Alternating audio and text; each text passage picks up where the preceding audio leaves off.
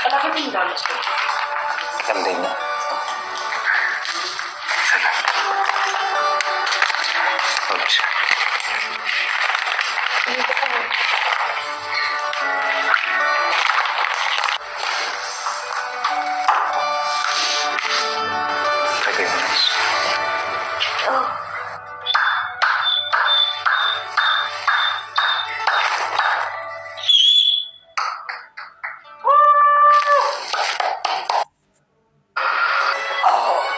ናታንን እንድትተይው ብቻ ነው የምፈልገው።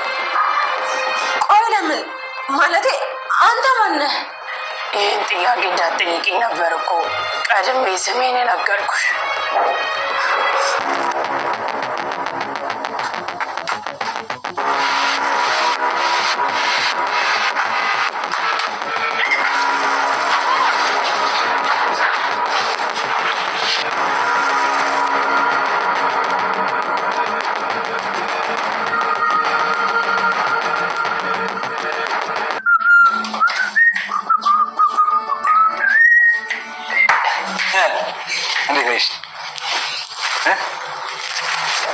እሺ ሙሽሮ ፈገግታ ያምራል። ከዚህ ማዕት የሆነ ጭንቀት ወጥቼ እንዴት ፈገግ አይደለም? የፈገግታው ሚስጥር ሮዛ ታሪክ ሰርታለች። የናታንና የሰላምዬን ደስታ መልሳላቸዋለች። እናትየዋ እንግዲህ የናታንን ደስታ ብታጨልምም ነገር ግን በተቃራኒው ሮዛ እንግዲህ የናታንን የደስታ ቀን ሀዘኑን ወደ ደስታ መልሳለታለች። እንግዲህ ከማይፈልጋት ሴት ጋር የቀለበት ፕሮግራም እንዲያስር ፕሮግራሙ ቢዘጋጅም በስተመጨረሻ ላይ ግን የሚወዳትን ሴት አንጥታ ሰርፕራይዝ አድርገዋለች። የእናትየዋ እቅድና አላማ እንደዚሁም የማኪ ደስታ ተበላሽቷል ማለት ነው። ምክንያቱ ደግሞ ደስተኛ ያልሆነውን በሷ ቀለበት በሷ ፍላጎት ለማድረግ የፈለገችዋ ማኪ ናታን ሳይፈልጋት እሷ ብቻ ስለፈለገች እንዲከናወን ብትፈልግም በስተመጨረሻ እንግዲህ ተዋርዳለች። ያ ብቻ አይደለም፣ ማስጠንቀቂያ ተሰጥቷት ታግታ ዋጋ እየከፈለች ትገኛለች። ሮሚ እንግዲህ ሁለቱን ተፋቃሪዎች ለዛሬ ለኔ ሙሽራዎች ናችሁ፣ ባልና ሚስት ናችሁ፣ የቀለበት ፕሮግራሙ የእናንተ ነው፣ የምትፋቀሩት እናንተ ናችሁ በማለት የቀለበት ፕሮግራማቸውን ድምቅ ሽብርቅ እንዲል አድርጋላቸዋለች። እንደዚች አይነት እህት ለሁሉም ሰው ታስፈልጋለች። ሮሚ እንግዲህ ሮዛ እንግዲህ ታሪክ ሰርታለች ማለት ነው። እናትየዋ በተቃራኒ በጣም ከምንም በላይ ስትናደድ ትገኛለች። ነገር ግን ምንም ማድረግ አይቻልም። እዚህ ጋር እንግዲህ ትዳር በድሮ ጄኔሬሽን ቤተሰብ የመረጠው ነው የሚሆነው። አሁን ላይ ግን ልጆች የመረጡትን እና የወደዱትን ስለሚያገቡ የልጆችን መብት ልንጋፋ አይገባም። ልጆች በራሳቸው መንገድ ስለሚሄዱ ይሄንን ያደረገችው እናትየዋ ምናልባትም ከማኪ ጋር እንግዲህ የሆነ ውለታ ነገር ኖሮባት ልጇን አስገድዳ ለእሷ መዳር ብትፈልግም በስተመጨረሻ ግን ሁሉም ውርደትና ቅሌት ሆኖባቸዋል። ሮዛ ግን እንግዲህ ከወንድሟ ጎን ቆማ የወንድሟን ደስታ እንደዚሁም የሰላምዬን ደስታ መልሳለች። ፕሮግራሙ ይዘጋጅ ብላ ስትናገር የነበረችው እናትየዋ ይሄንን ሀሳብ እንግዲህ መቀየር አልችልም፣ ይሄንን ሀሳቤን የማትቀበል ከሆነ ራሴን አጠፋለሁ ነበረ ስትል የነበረው። ልጁም በዚህ ምክንያት በጣም ግራ ቢጋባም በስተመጨረሻ ሮዛ ግን የቀለበት ፕሮግራሙ ይደረግ፣ ወንድሜ ሌላውን በእኔ ተወው፣ ሁሉንም ነገር እኔ ያስተካክላለሁ፣ አታስብ ነበረ ስትል የነበረው።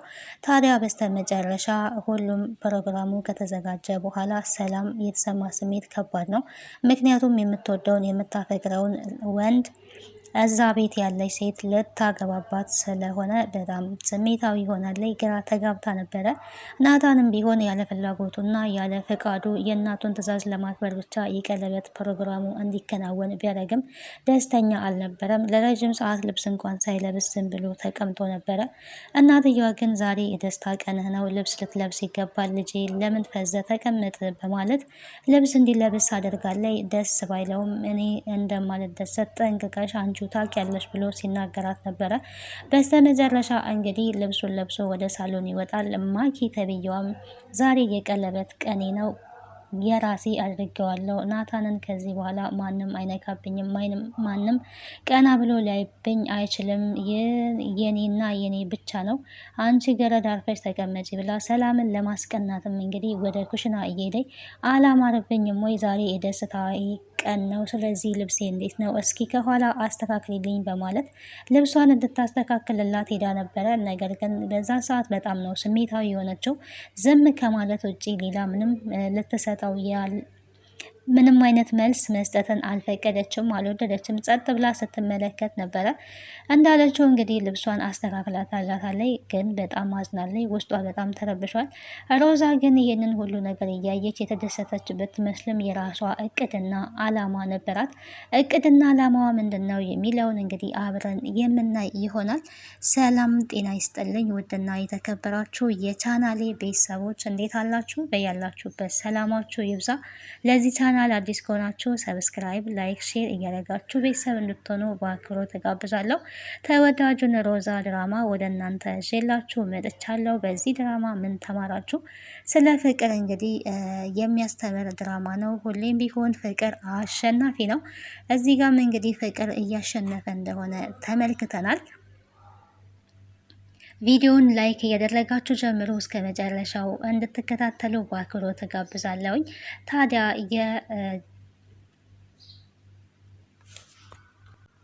ማኪ የሰውን ፍቅረኛ ቀምታ ለማግባት ብትለፋም መጨረሻዋ ግን ውርደት ሆኗል ማለት ነው። ይሄ ደግሞ በሮዛ አማካኝነት ነው። ሮዛ ያደረገችው ምንድን ነው? የቀለበት ፕሮግራሙ ይዘጋጅ ብላለች። ኦልሬዲ እናትየዋ ራሴን አጠፋለሁ ከዛ በኋላ ትገላገሉኛላችሁ ስላለች እናቷ ይህንን ሀሳቧን እንድትቀይር የተጠቀመችው ዘዴ ከውጭ ሰውን ማዘጋጀት ነበረ። ሰዎችን ያዘጋጀችው ደግሞ ማኪን እንዲያግቱላት ነው ያደረገችው። ማኪን እንዲያግቱላት ያደረገቻቸው ሰዎች ውጭ ላይ ሆነዋል። እሷ ደግሞ ውስጥ በመሆን ከሙሽራዋ ጎን የሆነች ብታስመስልም የራሷ አላማና ሀሳብ እቅድ ነበራት። ያንን እቅዷን ለማሳካት ዛሬ የሰርግሽ ቀን ነው፣ የሰርግና የደስታ ቀን ነው፣ መጨፈር አለብን ነበረ ስትል የነበረው። በመቀጠልም እንግዲህ ስልክ ታዲያ በዚህ ሁሉ መሀል ውስጥ የተደሰተች መስላ ሰላምንም እያዘጋጀቻት ነበረ። ጥሩ ልብስ እንግዲህ የሀበሻ ቀሚስ ቆንጆ አድርጋ አልብሳታለች። ሲቀጥል ኩላታለች፣ ሜካፕ ቀብታ አንድ ክላስ ውስጥ ሰላምን አዘጋጅታ አስቀምጣለች። ታዲያ ወንድምየው ናታን ምንም የቀለበት የሚያስር ሰው ሳይሆን የሚመስለው ወደ ሀዘን ቤት የሚሄድ ሰው ነበረ ፊቱ የሚመስለው። በጣም ከማይፈልጋት ሴት ጋር ቀለበት እንደሚያስር ስለሚያውቅ በጣም ግራ ተጋብቶ ነበረ። ሮዛ ግን በጣም እየሳቀኝ በጣም ደስተኛ ናት። ምክንያቱም የራሷ እቅዷን ስለምታውቅ። ሰላም ግን ግራ በመጋባት ምንድን ነው እሱ? ምን ልታደርጊ ነው? ዛሬ እኮ ሰርጉ የኔ አይደለም፣ ፕሮግራሙ የማኪ ነው። ረስተሽው ነው ወይ? ምን ሆነሽ ነው? ዛሬ የኔ ቀን አይደለም፣ የኔ ሙድ አይደለም፣ እባክሽ ተይኝ ብትላትም አርፈሽ ቁጭ በይ፣ እኔ ያልኩሽን ብቻ ልታደርጊ ይገባል፣ ከዚህ ክላስ ንቅንቅ እንዳትይ ብላ እንግዲህ አለባብሳ ቁጭ አድርጋታለች። ሰርጉ የማኪ ቢሆንም ባልየው ግን ያንቺ ነው፣ እኔ ነኝ እስከምልሽ ከዚህ እንዳትወጪ በማለት ነው ጥላት የወጣችው። ከዛ እንግዲህ ዛሬ ደስታ ቀን ስለሆነ መጨፈር አለብን ነበረ ስትል የነበረው። እንግዶች እስከሚመጡ እንጨፍር ብላ ሙዚቃ ከፍታለች ሮዛ። በዛን ሰዓት እንግዲህ ማኪ በጣም በመደሰት አዎ የደስታ ቀናችን ነው፣ መጨፈር አለብን፣ መጫወት አለብን፣ ዝም ማለት አያስፈልግም ብላ ጭፈራ ጀምራ ነበረ። እሷ ስትጨፍር ከናታን ጋር መጨፈር ብትፈልግም ናታን እንኳን ሊጨፍር ዝም ብሎ እጁን ነበረ ከእሷ ጋር ሲያወዛውዝ የነበረው። በደመ ነፍስ እንግዲህ ዝም ብሎ የሚሆነውን ነገር እየተመለከተ ነው። በዚህ መሀል እንግዲህ የማኪ ስልክ ይጠራል። የተደወለው ደግሞ ሮዛ ከቀጠረቻቸው ሰዎች መሀል ነው የተደወለው። ስልኩ በተደወለ ሰዓት በጣም ደንግጣለች። የተፈጠረው ነገር በጣም ከባድ ነው። ወደ ውጭ መምጣት አለብሽ፣ መልእክት አለች ተብላ ነው የተደወለላት። ስትደውል ደንግጣለች። ማንሳት አልፈለገችም ነበረ። ነገር ግን ስልክሽ እየጠራ ነው አንሹ፣ ምናልባትም አስፈላጊ ሊሆን ይችላል ነበረ ስትላት የነበረው ሮዛ። እሷም አንስታ ሄሎ ባለች ሰዓት በጣም ነው የደነገጠችው። ፊቷ ሁላ ነው የተቀያየረው።